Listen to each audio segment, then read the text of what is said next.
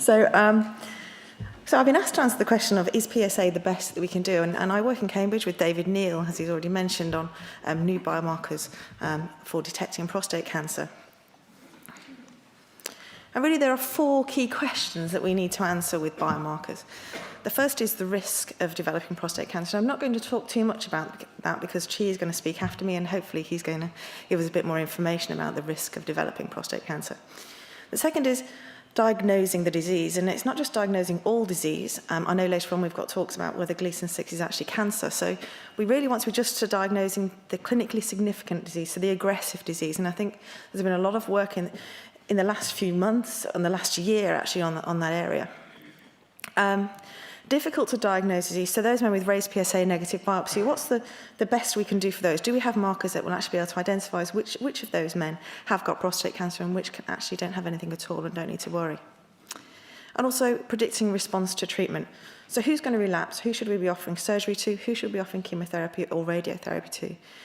Who should we be offering the new drugs such as abiraterone to? We really don't know fully who's going to respond best to each treatments. And if we had markers to predict those responses, it would obviously make your jobs a lot easier.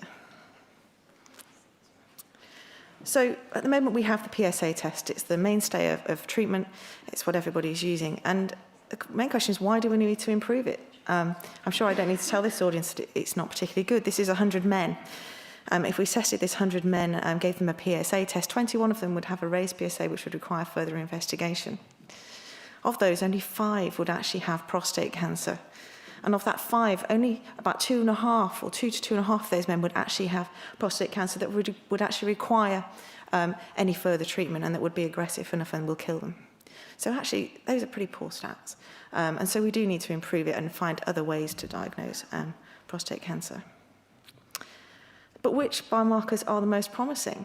It's a bit like looking for a needle in a haystack, isn't it? I did a PubMed search just this morning and searched for a prostate biomarker, and there were only over 25,000 hits, and I did the same search last week and there were 100 less hits. That's how fast people are publishing these prostate biomarkers. But actually, we're still just using PSA in the clinic. We're not using all these other markers, so something seems to be going a little bit wrong here.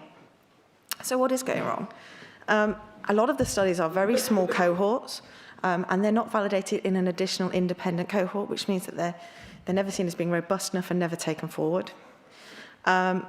And also, biomarkers to answer which question. We flout this idea of biomarkers around, people say it all the time, but actually, which question are we trying to answer with these biomarkers? Is it an early diagnosis question? Is it an aggressive cancer question?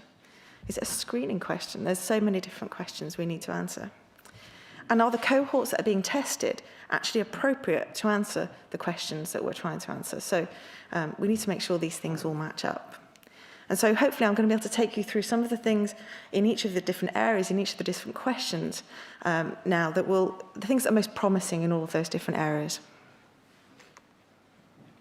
So the one that you probably have heard of that has also been in the press quite recently is the Pca 3 test. And I suppose after PSA, this is the test that is most frequently used. It's urine-based and it has to be post-DRE, which means it's probably unsuitable for a screening test to be used on our population.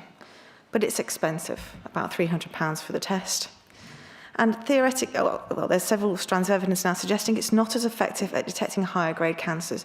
So anything that's got a primary Gleason 4, the idea is that the cancer is so tightly packed that actually the small non-coding RNA that is Pca 3 that we detect actually can't get out into the urine, which means that we can't detect it. So for those aggressive cancers, for those cancers that we're more interested in detecting, actually we can't detect them using the Pca 3 test as well. So that kind of questions slightly its utility. However, it has found some usefulness in men with raised PSA and negative biopsy, and maybe that's the place where it could be used. Although, on saying that now, we've got imaging. I think we're going to hear from Claire Allen later on today. Imaging has come on so much in the last few years, and also template biopsies are more widely used now, and actually putting those two things together, perhaps they're more useful for those men with the raised PSA negative biopsy than using a Pca 3 test. So more recently, in the last few weeks, there's been a publication and a large press release about combining Pca 3 with the temporous ERG fusion that David mentioned in his talk. It's called the MIPS test. And there's a suggestion that actually this will improve the PCA3 test because you're combining this genetic marker for prostate cancer with the PCA3 test. And I think actually putting those things together actually probably does have utility, because I think having a single marker for prostate cancer to answer any of those individual questions is something that's not going to happen. We're going to have to be combining different modalities and different markers in order to answer the questions that we're interested in. Another protein that you may have heard about and that we've worked on a lot in Cambridge is microseminal protein beta. So this is MSMB. It's one of the most abundant protein that's found in serum after prostatic acid phosphatase. And we know that it inhibits growth by regulating apoptosis. There is a small change in the DNA in the promoter of the MSMB gene. It's called a SNP, and this is what she is going to talk about after me. And we know this is linked to the risk of developing prostate cancer.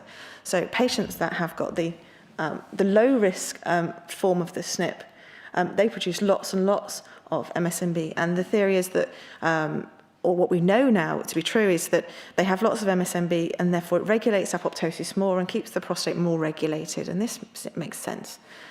Patients who are at high risk of developing prostate cancer have much lower levels of MSMB, and therefore there's less apoptosis. Prostate grows in a more deregulated manner, and they're more likely to go on and develop cancer. So we've published some work on this over the last couple of years, but this is just to give you an idea of what it looks like. So this is a radical prostatectomy from a PT3 patient with a PSA of 10.8, and this is the kind of marker that, as a scientist, we need to be taking forward from the science into the clinic. This is not something that's a shades of grey. This is a black and white response. So down here, we have all of the benign regions, and you can see they stain really strongly because MSMB is lost when you get tumorigenesis. Up here is the region of tumour, and you can see here, it's a black and white. It's like somebody switched the light on and off, and this is what we need. It's a black and white response. And here is a region of PIN, and you can see here you get the characteristic changes within a gland, which are reminiscent of PIN, which we see with PIN. And so this is what we see with MSMB, and in a little bit more detail, this is looking at in a quite a large number of patients in tissue. You can see that actually we lose expression very early on in PIN, and then it continues to be lost with increasing grease and grade. We've also developed assays to detect it in blood and in urine, and we get very good areas under the curve, particularly for our detection in urine, which obviously is very amenable to the patients. Another protein that's actually starting to look increasingly interesting is engrailed 2. So on first look, it seems a little bit strange. This is a homeobox transcription factor. It's found in the nucleus. So, you know, what's it doing? It's linked with development, but it's never really been linked with tumorigenesis before. In 2011, a group out of Surrey published a paper in Clinical Cancer Research showing that in patients with positive biopsy-confirmed prostate cancer, there were high levels of engrailed-2, and this wasn't found in biopsy-negative or patients without prostate cancer. And this was interesting, but as you can see, the population, the N numbers were quite low, although it was validated in a second cohort, and we did some of that work in Cambridge. More recently, this study's been taken on even further, and they've tested, in collaboration with Roseille's group, they've looked at BRCA1 and 2 carriers, and they've actually got some quite interesting sensitivity and specificity data, and shown that actually it is rather good, it is got potential to be a good biomarker for diagnosis in prostate cancer. But there was no link to the BRCA1 or BRCA2 genetic factors. They've also very recently published that it might also be useful in bladder cancer diagnosis. So although on first glance it looks like an unlikely biomarker, actually it looks like it's turning out to be really very useful.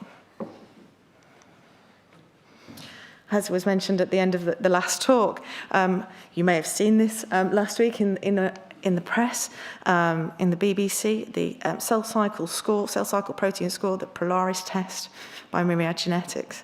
This is combining 31 cell cycle genes with 15 housekeeper genes. Patients with the higher CCP score are more likely to die from cancer, so these patients here have got much higher CCP scores, and the patients with the lower scores actually do much better. This is really good, and actually this is being marketed as a test for aggressive prostate cancer, not just for prostate cancer diagnosis per se, but it still requires a biopsy. And although maybe for the next 5 or 10 years we may still be doing biopsies, hopefully after that we may start doing something where we can actually rely on a blood test or maybe work on urinary sediment. So maybe this can be converted into a blood test, and this is the same for all of the gene signatures. I think if we can convert these into something that we can measure in urinary sediment or in a blood test, then this is a way to take them forward in a less invasive way, which is more accessible to the patients. With this method as well, we're not sure whether the time and the fixation method will influence the result. I haven't been able to find any evidence of that.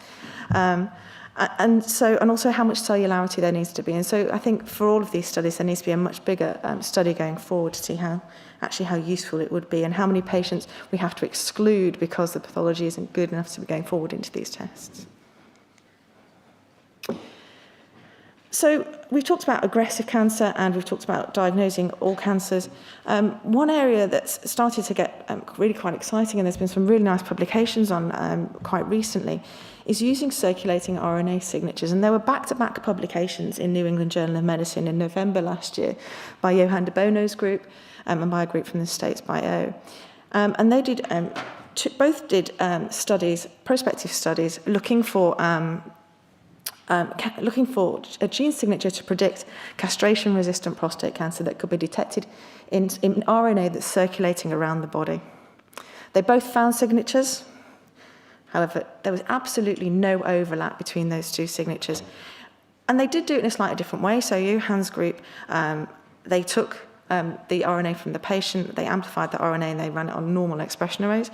The O group actually did a literature search and did targeted arrays. So maybe it's not a huge surprise that there's no overlap, but it's still a concern. If we want a robust test going forward that can be used in the clinic, then this potentially isn't the way to be doing it. More recently, Hans Lilja published a paper looking at the kallikreins in PAX gene and showed that actually, although it was reasonably good, if you combined it with circulating tumour cells, it was even better, and it was actually a very robust way of detecting castration-resistant disease and prostate cancer. So I think this, as a method, actually has potentially great use and is potentially very interesting for patients because it doesn't require sticking needles into patients, but it definitely needs more standardisation of the method and how we apply that method before a more robust signature that can be applied to all patients can be identified. And I do have a question about whether actually identifying patients who are going to go on and have castration-resistant disease, at the moment, do we have anything that we can offer those patients other than surgery that actually might prevent them getting to that point in their treatment? So there's a question mark over that.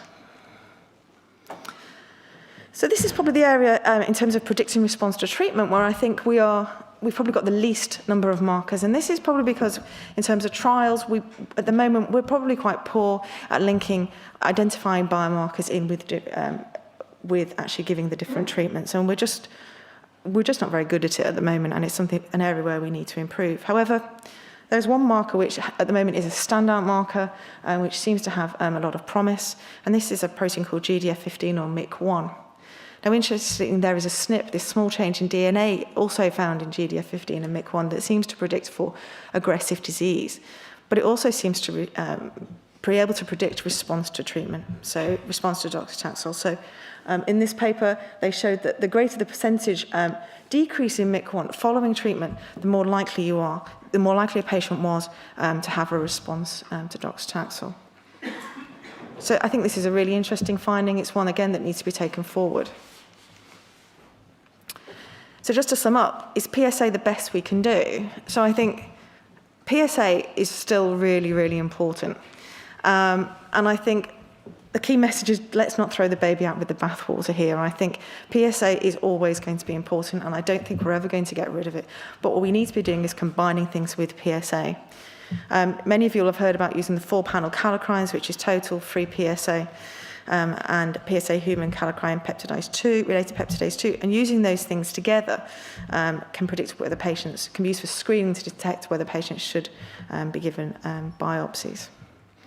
And so actually taking PSA further and doing different things with PSA may be one way of doing it. Combining PSA with other markers to answer the specific questions. So we may well have a panel of markers which is PSA, Pca3, TMPRSS2 ERG, and some other new markers, and maybe NGREL2 for diagnosis. And then we might want to combine PSA with the CCP score and some other markers for aggressive disease. And so combining them in all of these different ways will allow us to answer the questions, but we must get away from the idea that it will be a single marker will actually do everything. We also need to think about combining them with DNA signatures, RNA signatures, SNP profiling in order to get the answers that we want. And so the key question for us as scientists working with you as clinicians is, how do we combine these and how do we get the right cohorts to answer these questions? So finally, I'd just like to say, any questions?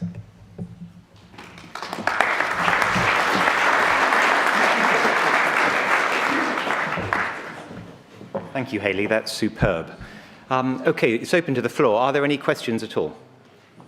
Tim O'Brien. Good job.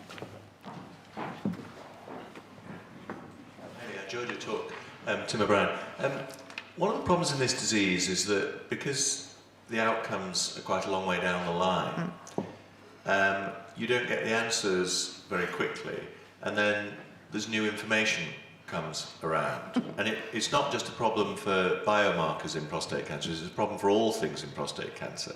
That by the time you get some sort of an answer, everyone goes, well, it's no longer a relevant question you're asking because we've got more information. How does one address that as a scientist interested in markers? So the key thing for us is getting the right cohorts, and I think actually PROTECT is going to be a fantastic cohort for answering those questions.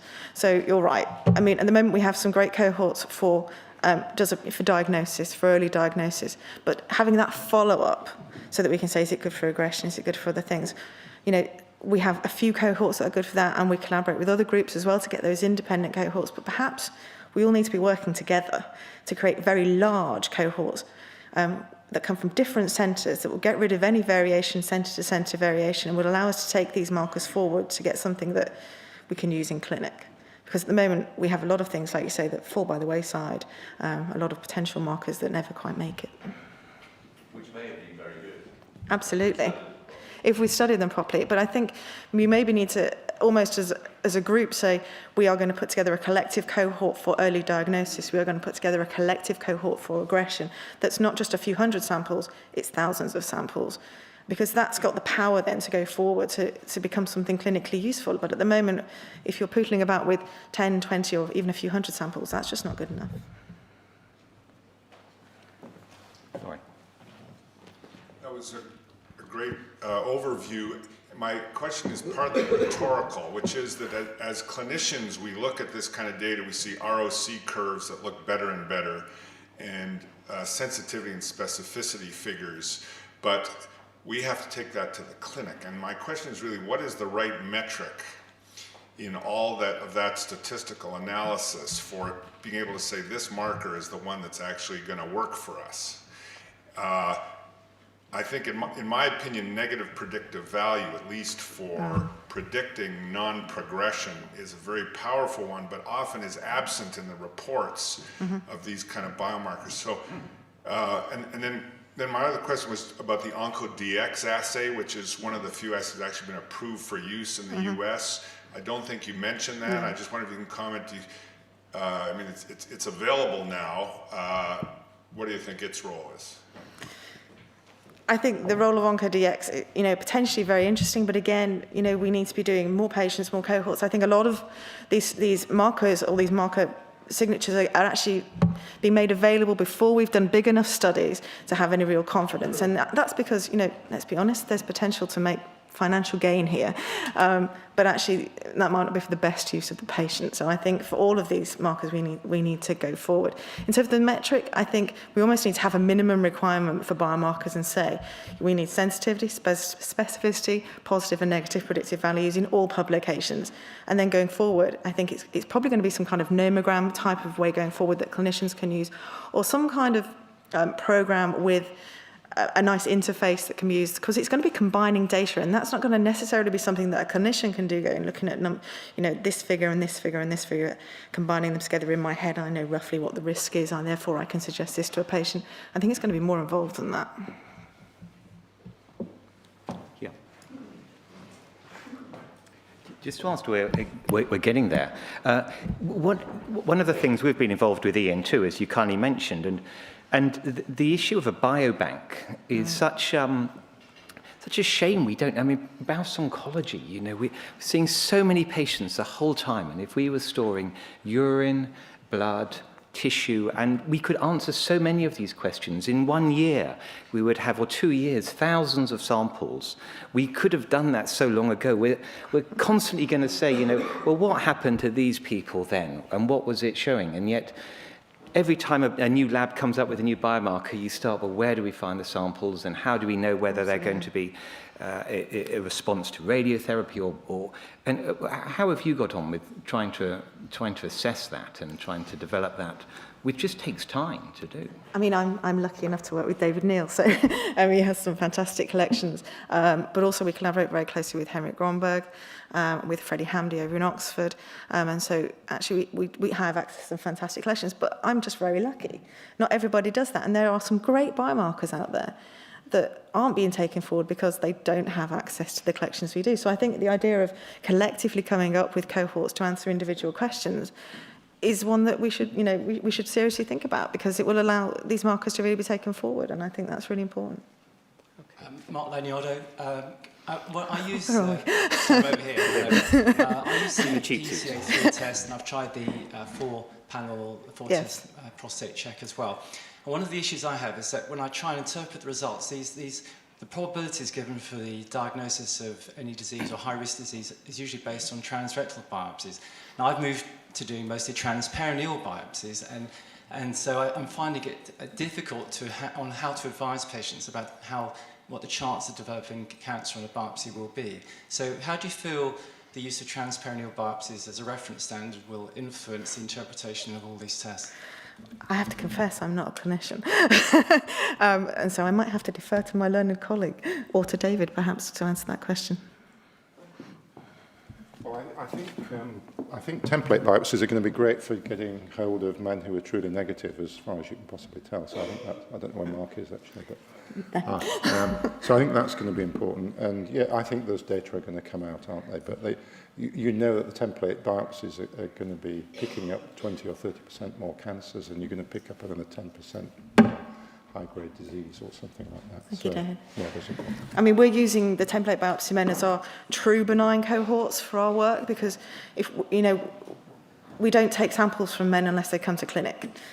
First problem. And so they tend to have a raised PSA, and even if they've got a negative biopsy, we know that around 30% of those men are going to have prostate cancer. So we're using our template biopsy men as our true benigns, as close as we can get them.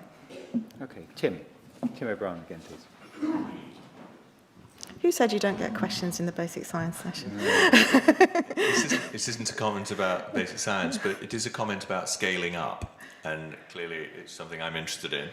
I think if we look at what's happened in renal cancer with nephrectomy, because we've scaled up this year. There have never been more than 2,000 nephrectomies registered. This year there have been 6,000 registered. Wow.